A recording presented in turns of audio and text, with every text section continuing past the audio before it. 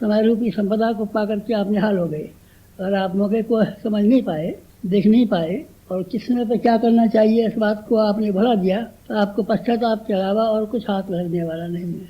ये बड़ा कीमती समय है। कैसा कीमती समय है? ऐसा कीमती समय है, एक बार रामचंद्र जी के ऊपर मुसीबत आई और उन्होंने बंदर से कहा था, हनुमान जी से कहा था, सुग्रीव से कहा था, भाई हमारी मदद करो। हनुमान जी चले गए मदद करने के लिए रामचंद्र जी की। कहते तो हनुमान जी बंदर सुग्रीव के यहाँ नौकरी करते थे, किसी तरीके से अपना गुजारा करते थे, लेकिन जब रामचंद्र जी के पुकारने पर चले गए, मौके को उन्होंने पहचान लिया, तो क्या परिणाम हुआ? फिर वो ऐसे बड़े हो गए जैसे सारी जिंदगी भर में कभी नहीं थे। उन्होंने पहाड़ को उखाड़ा, उन्होंने समुद्र को लांघा, उन्होंने लंका को जलाया, उन्होंने राम राज्य की स्थापना के लिए सारे का सारा जीवन लगाया और अपने आप में धन्य हुए और उनकी पूजा जिंदगी भर हो पाती।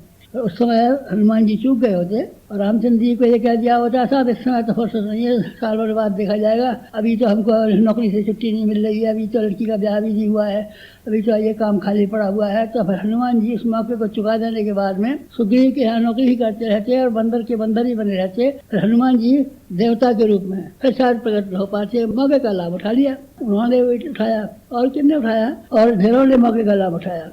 मौका कौन सा होता है? मौका उसे कहता है जब भगवान पुकारता है, और सामान्य समय वो होता है जब मनुष्य भगवान को पुकारता है। मनुष्य भगवान को पुकारता रहता है, पैसा दीजिए, बाल बच्चे दीजिए, मुकदमे में से छुड़ा दीजिए, झगड़े में से मिटा दीजिए, बीमारी दूर कर दीजिए। ये मनुष्य अपनी मुसीबत के लिए भगवान को पुकारता रहता है। ठीक है, भगवान को दिया भी करता है, ये बात नहीं कि मना ही कर देता। भिखारी हमारे दरवाजे पर आते हैं तो हमेशा मना नहीं कर देते, किसी को कुछ रोटी दे देते हैं, किसी को पैसा दे देते हैं, कुछ दे करके उसको विदा कर देते हैं। लेकिन एक मौका ऐसा भी आता है जब मांगने के लिए कोई बड़ी शक्ति आती है, और शक्ति के जब बड़ी शक्ति आ जाए तो दे देने के बाद में सब धन्य हो जाता है।